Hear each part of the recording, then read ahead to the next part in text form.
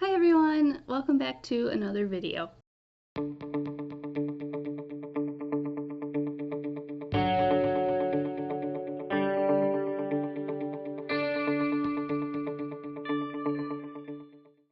This video is going to be about my experiences with healthcare and healthcare professionals after my loss. June was born on March 14th of 2017. At my follow-up appointment afterwards with my OBGYN, I was still bleeding at the time, which he said was still pretty relatively normal, but not to really, worry about it too much. At first, when I was in the hospital, they thought that the reason why I went into preterm labor was because of an incompetent cervix. And then my OB told me that he didn't think that it was an incompetent cervix and that he thought that there might have been something wrong with my uterus, or like that it was misshapen. So instead of it being like, circular, it was kind of like heart-shaped maybe, and maybe that is what caused it. So he recommended that I get a sonohystogram, which is where they go in and insert like dye or contrast into your uterus, so that way they can like see and do an ultrasound or take pictures or something like that, so they can see exactly like how everything is looking and shaped. So that was scheduled in May, was when I was supposed to get a sonohystogram done. So I had another follow-up appointment at the beginning of May when we went through everything before I actually got the test done. And I was still bleeding at this point. I bled for 9 weeks after I had June, which is not normal by any means, or so I've heard. I was reassured that it was okay. It wasn't normal, but it wasn't anything to be concerned about. Insert eye roll emoji here. The day that I'm supposed to get the sonohystogram done, I go and they do an ultrasound and a transvaginal ultrasound before, to make sure that everything looks good and all that kind of fun stuff, before they actually do the test. We're in the ultrasound room and they're doing the ultrasound and everything, and the nurse or tech or whatever she is doing it and looking at everything, making sure that everything looks good. And then she says, I need to go talk to the doctor for a second. So she left. And Justin and I were like, oh, good Lord. Like, what on earth could be going wrong now? She comes back in and says that they won't be doing the test today, and that my doctor needs to see me in a separate room. So I needed to get dressed and then go to this other room where the doctor would see me and talk to me, which doesn't do anything for, people that have really bad anxiety. That just makes you, automatically think, oh my God, what's wrong with me? Anyway, come to find out that the reason why they couldn't do the sonohystogram was because I had so much retained placenta still, that because I was still bleeding and everything, that was still in there. So I needed to have a D&C done to remove it all. Normally, people would look at that, before, but I had to find out while in the process of getting a test done that like nobody thought to do that earlier. So I didn't get the sonohystogram done, but I had to get the D&C done. So I went and got the D&C done, and then had a follow-up appointment a couple weeks after that. At the follow-up appointment, my OB said that he didn't see a septum, but that he thought that he might be able to feel one. And then by the end of this appointment, he said that he pretty much had no idea what to do, and he was going to refer me to someone who would have more ideas and might be able to help me more. So he just completely and totally gave up on the whole thing. And he was going to refer me to a fertility clinic. I didn't know that it was a fertility clinic at the time. He just referred to them as a reproductive endocrinologist, I think. And so I was like, okay, cool. Like, whatever's going to help me get answers, because at this point I just wanted to know why I lost June, so that way I could prevent it from happening in the future. Right after that appointment, they gave me all the information. Literally 10 minutes after that appointment, I had scheduled an appointment with one of the doctors. They didn't cover my insurance, but I got a free consultation with them. The earliest that they could get me in was August 4th, and at that point it was June, like the second or third week in June. So I had to wait. I mean, I had a next step, but I had to wait like 2 months to get to the next step. August 4th comes, and I go to this fertility clinic to get like a second opinion type thing. And they pretty much said exactly what my OB had said before. You know, we should probably get a sonohystogram done. But it was going to cost a lot more to get it done at this fertility clinic than if I were to just go to my OB and get it done. But at the same time, I refused to go back to my previous OBGYN just because of everything that had happened. So I had to find a new OBGYN, and I wanted to do it away from my hometown. And they also recommended that I follow up with maternal fetal medicine, which is like, they're like high-risk doctors. And I was going to get the sonohystogram with a new OBGYN once I found a new doctor. I found a maternal fetal medicine doctor that I wanted to go see. So in order to get a referral to go see that doctor, since it was a specialist, I had to go to my primary care physician and get a referral to go see maternal fetal medicine. So I went to my primary care doctor, and he's like by far one of my favorite doctors that I've ever seen. I've seen him since I was little, and he's just amazing. When I was there getting the referral, he was asking about, you know, everything that had happened, because I hadn't been to see him since I had gotten pregnant, so there was kind of a lot to fill him in on. So I filled him in on everything, and he said, oh, well, have you ever had any blood work done afterwards to test for X, Y, and Z proteins or something that are in your blood? They said because people that have those proteins usually have a higher risk of, you know, having a miscarriage or going into preterm labor or something like that. And I was like, no, I was like, I never had any blood work done, and I'm very irritated that I'm having to find out that I could have had this blood work done before from my primary care doctor. Anyway, though, so I got all this blood work done, and the main thing that we were looking for was lupus. They said that if I had the lupus protein, then that was definitely what we were looking for. I had to go in 4 different times to get my blood work drawn because they kept messing up the specific lupus protein. I got all the blood work back, and the lupus protein came back negative or normal, whatever that is. The only things that were elevated or abnormal was my thyroid levels, specifically my thyroid peroxidase, TPO, which is thyroid peroxidase, thyroid antibodies, that's what was high. The normal range for your TPO levels is 0 to 40, and mine was at 1,084, I think. So they were significantly high. So then after that, they drew my T3, my T4, and I had to get a thyroid ultrasound done. All that came back normal, nothing abnormal, whatever. It was just this TPO that was elevated. Since my T3 and my T4 and all that was all normal, they didn't put me on any medication or anything, just because, I don't know, the thyroid and endocrine system is just makes my brain hurt trying to think about it. So I had to go back and get my blood work redrawn in 6 weeks. The end of August, I had my appointment with maternal fetal medicine. That was by far the worst doctor's appointment that I have ever had in my entire life. It was awful.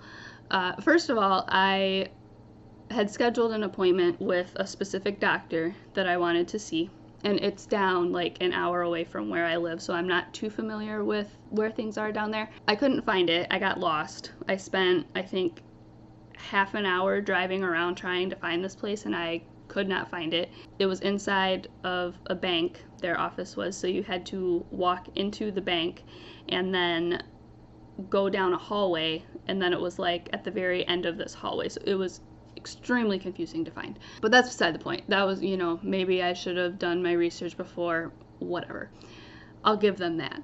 So then I get there, they still saw me, even though I was like half an hour late, which I was thankful for. But the doctor that I thought that I was seeing, because I did my research and I wanted to see this particular doctor, actually I wasn't seeing that doctor. I was seeing some different doctor that I had never heard of before. But at this point, I was so frustrated. I was like, okay, fine, whatever, as long as I can see this person who might be able to help me, like, I'm good. And I was completely by myself. Nobody went with me, which was the first time that I had ever gone to like a specialist appointment without anyone. And of course, it was the worst one that I ever had gone to. So pretty much the entire appointment was this lady that leaned up against the wall with her arm on a chair like this, and she sat like this, staring at me. Literally, she asked me probably 10 times, okay, so why are you here? And I was like, what do you mean, why am I here? Like, I got referred to you. Somebody said, hey, like, I should come see you. Maybe you can help. She literally sat like this and stared at me the entire time, which was just irritating to begin with. She told me that she couldn't do anything for me, and she proceeded to tell me that everything that my primary care doctor had told me about my thyroid levels and all that kind of stuff was completely false and not true. She actually, at one point, she asked me if June had any like chromosomal abnormalities or anything like that, and I said no, she didn't. And she said, okay. She said, well, what did the tests on the placenta come back as? And I was like, I didn't even know that they did a test on the placenta. And she's like, okay, well, without this information, I can't do anything for you. Like, I don't know what you want me to do. And I don't know if I just didn't like grasp that they would have records of everything. But after that, I was like, I want everything. I want all of my records from, like, I want everything. I called Justin crying because I was so upset. She made me feel like stupid, and yeah, it was not a good appointment. By far the worst experience I've ever had with a healthcare professional. After that, I got all of my records. It was 37 pages, I think, of results and everything, and oh my gosh, I was so happy that I got this stuff. I went through everything with like a fine-tooth comb. So everything that I had in this binder, which I still have, and I take it to every single appointment with me. It is this huge, thick, I think it's a 3-pound binder. I think I weighed it one time because it was so heavy. So after that, I made an appointment with a new OBGYN. I think it was October 13th. And that was, in contrast to my worst appointment ever, that was the best appointment I had ever had. And she's an hour away from where I live. She's in network with a much more advanced hospital, which I really like. She's very, very informative. She knows what she's talking about. Always asks me if I have questions. Like, literally at the end of our appointment, she'll be like, okay, do you have any questions? Well, yeah, and I'll ask a question. And then she'll be like, okay, and she'll go through and answer. Okay, do you have any questions? And then she'll just still continue. Like, she takes the time to actually give me time to think about the questions that I have so that I'm fully understanding like what the plan is, what we're doing. And after the initial appointment, she said that there were 3 things that I needed to get done.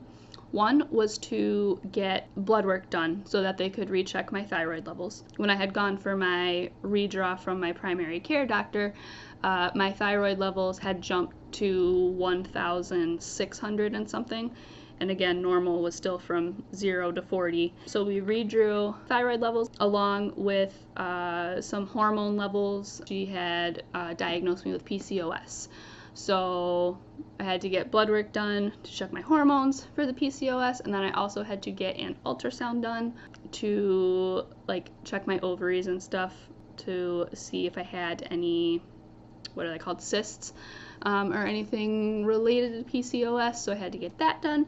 And then I had to get a sonohystogram done, which was the whole thing that, everyone had said going through that I probably needed to get done. I scheduled all of those. I got the blood work done the same day. And then the last week in November, that Monday, I had scheduled to get the ultrasound done. And then that Thursday, I had scheduled to get the sonohystogram done. And then I had a follow-up appointment to go over all of the results and everything with my OBGYN on December 8th. I got the sonohystogram done on a Thursday, and then the following Friday was when I was going to follow up with her. So ultrasound went fine. I went to get the sonohystogram, and I had it done at the same hospital where my mom works. Afterwards, they said, you can like lay down for a little bit, take a minute to, make sure you're, doing okay.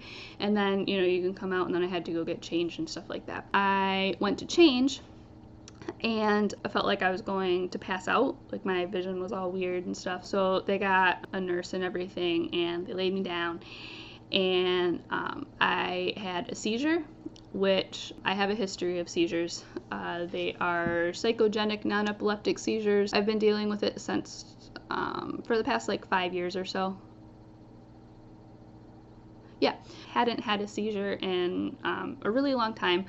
But I had one that day. It looks like I'm having a seizure, but I'm conscious through the whole thing, so it's not epileptic because that you're unconscious for that, whatever.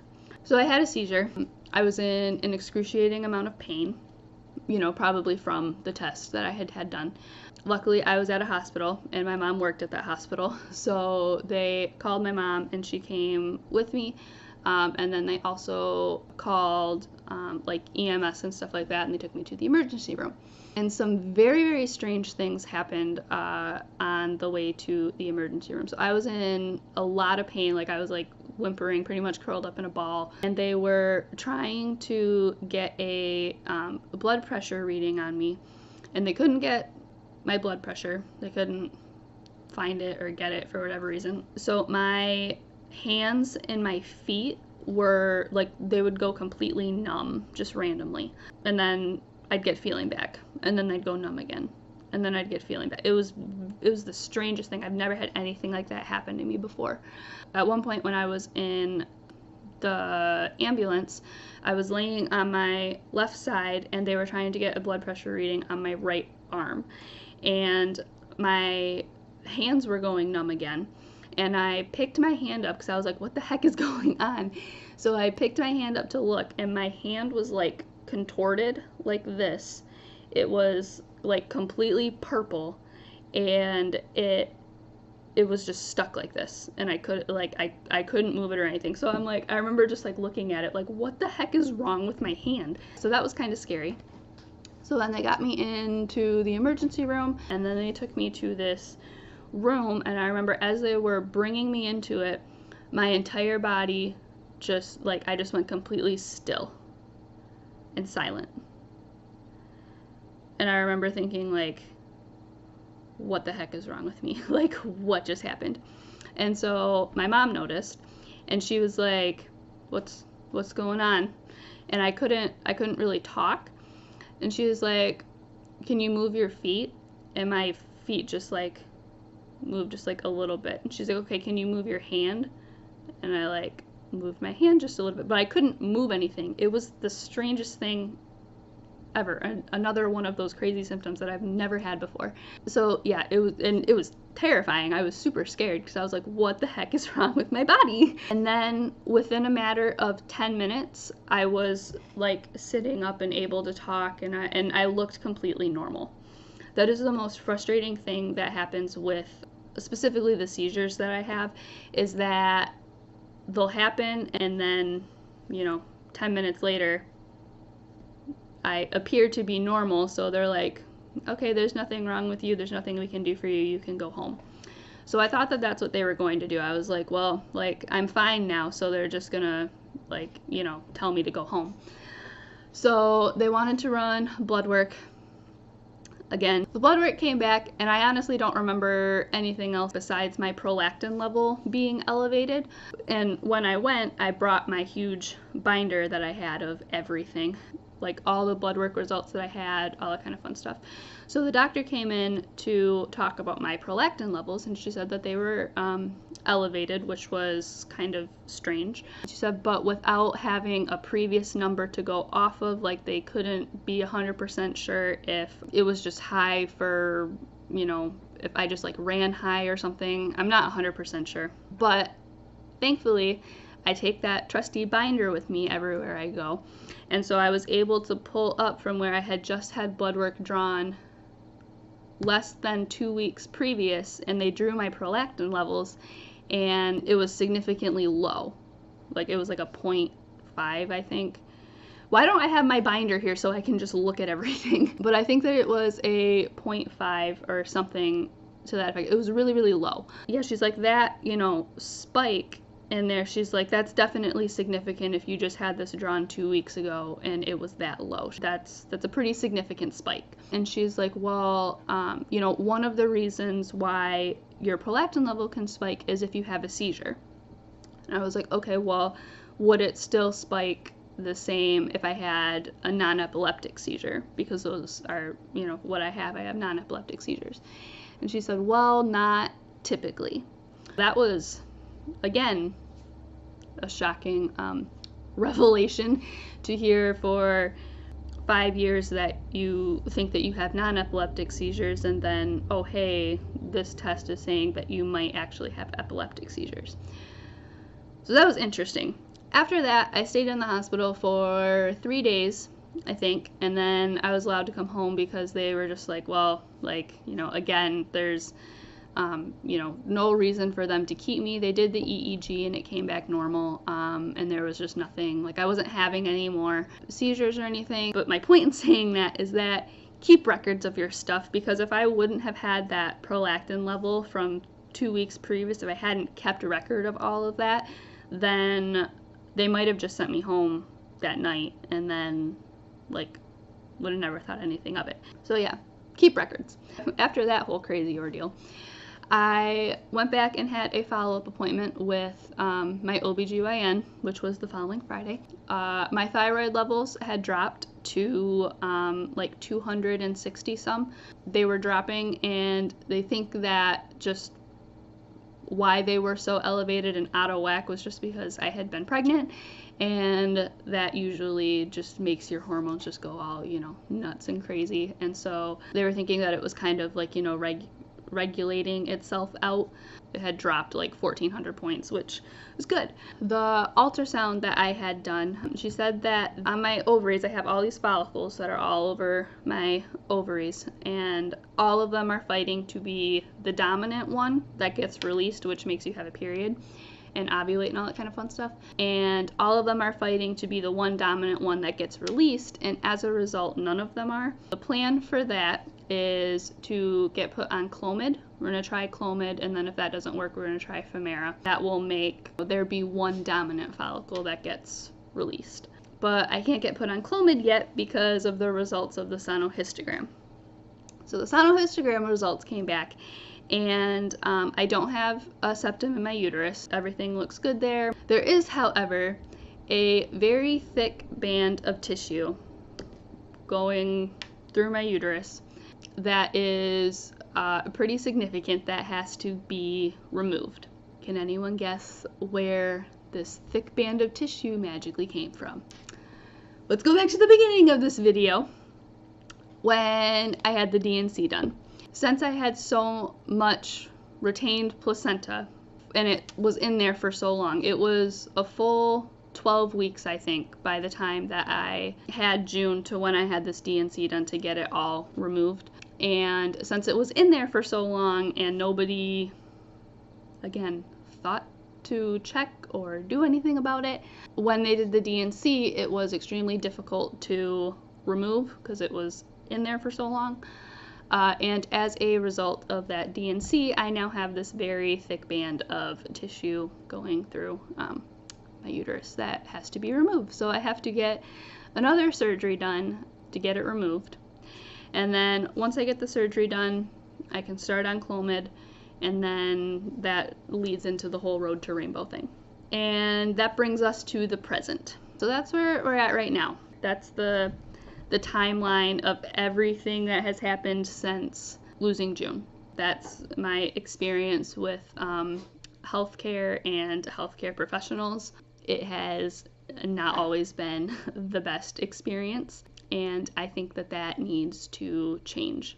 And I think that we need to reevaluate the way that we educate our healthcare professionals. I hope you enjoyed this video. It's really long, I'm sure, but I really just wanted to make a video to go through and just so people can see the amount of shit that we have to deal with just trying to get answers. If you've made it this far, leave a like, comment, subscribe, all that fun stuff. And as always, I hope you have a gentle day today.